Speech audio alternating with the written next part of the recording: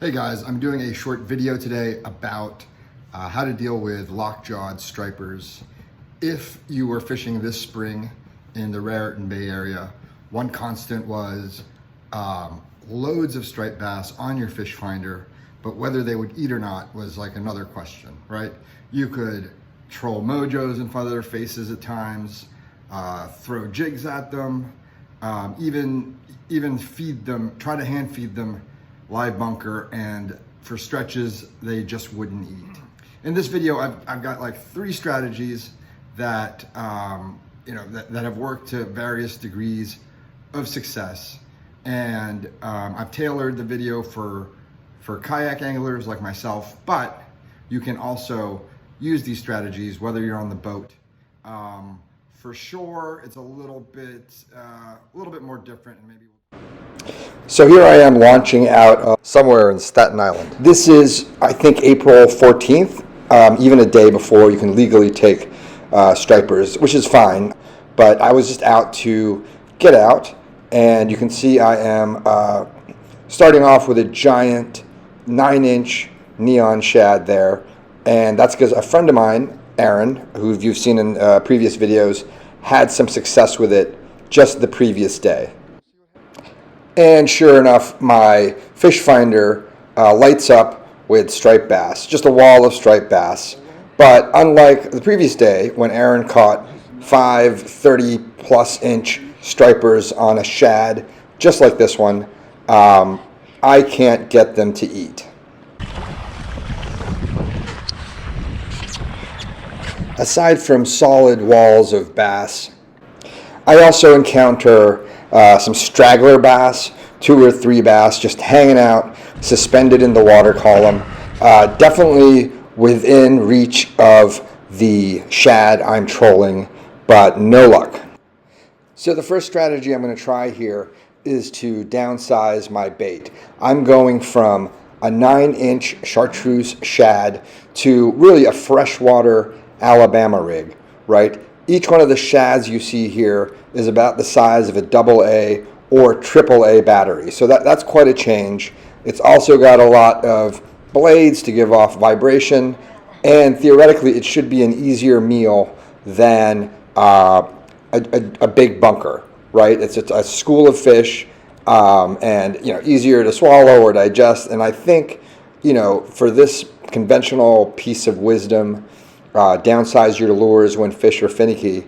I think that's the logic, right? You want to make eating as easy and hassle-free for the fish as possible.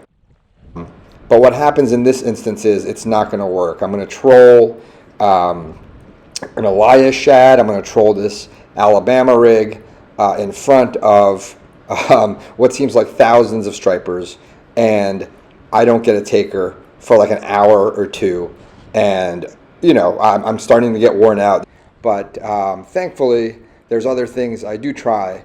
So here's strategy 2, and it's basically to trigger a reaction strike by affecting a very, very aggressive retrieve. I'm just gonna let you guys watch the fishing and watch the fish strike here.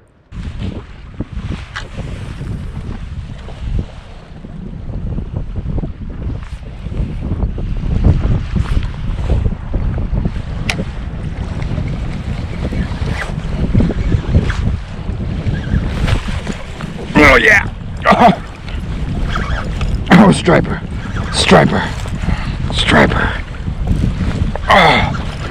Oh yeah!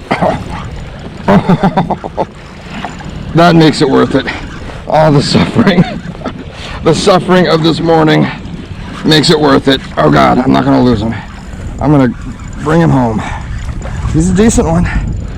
Decent fish, I think.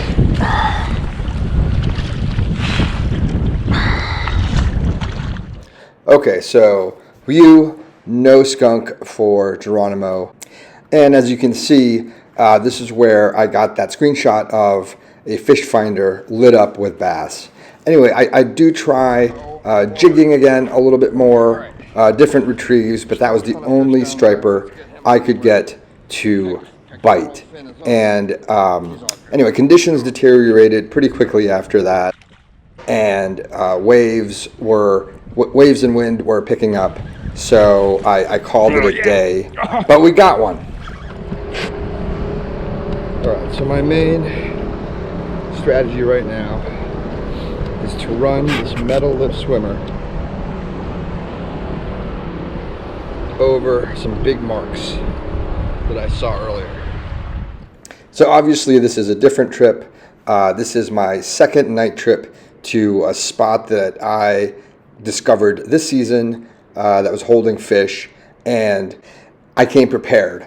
I have snacks, I have a lot of water, and so I'm going to try approach 3, which is to wait these stripers out.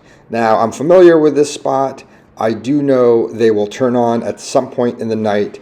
I'm not exactly sure when, but it is a calm night. The weather is cool. The sun is not beating down on me, and I know that I can wait these guys out.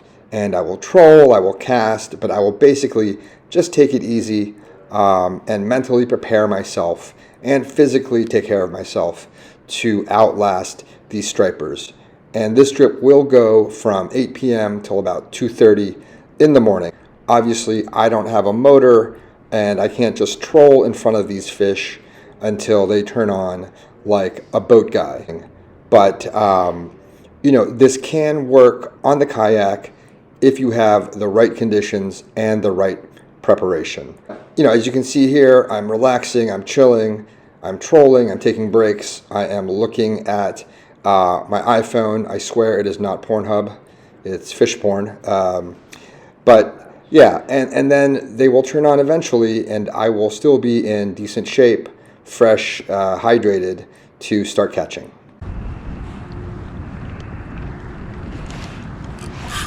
Whoa! Whoa! Whoa! Whoa! Whoa! Another fish! Another fish!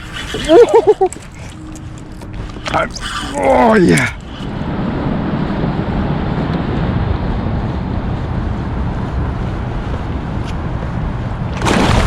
Whoa! Oh yeah! Oh. Aaron!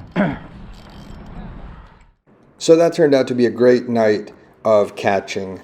And again, it was only with some prior knowledge of the spot and a lot of preparation that I was able to kind of wait these stripers out. So before we wrap, let's just recap. So strategy 1 is downsize bait. Didn't work for me this time, but a lot of people swear by it. Strategy 2 is to trigger a reaction strike. And, you know, in the example I showed, I used a high-speed kind of vertical jigging retrieve, but I don't think that's the only way you can try to do it. You can try to do it with, you know, a more moderate retrieve, or even try slow pitch. Who knows, right? Slow pitch is supposed to mimic an injured bait fish trying to swim up and then falling again.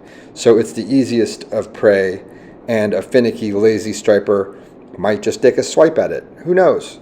And then strategy 3 is the one that takes probably a little bit more preparation, a little bit of some knowledge of an area or of a body of fish, and that is to wait them out. And you've got to have, you know, water, food, the right conditions to be able to sit on your kayak for X amount of hours, and you got to have the time, right? I'm a dad with a job, so sometimes I just don't have the time. Notice that I don't talk about any strategies having to do with live lining or using bait, and I just don't fish that way generally, and no judgment against folks who live line or use bait. I think it's a great way to fish. I just don't have the attention span for it. I prefer lures, I think. But, you know, if you guys have approaches related to live lining or bait, you know, just drop them in the comments. And I'm happy to have a look at them and explore them when I do get around to bait fishing. Anyway, all right, that's it, guys. I hope you find this video useful. Happy fishing.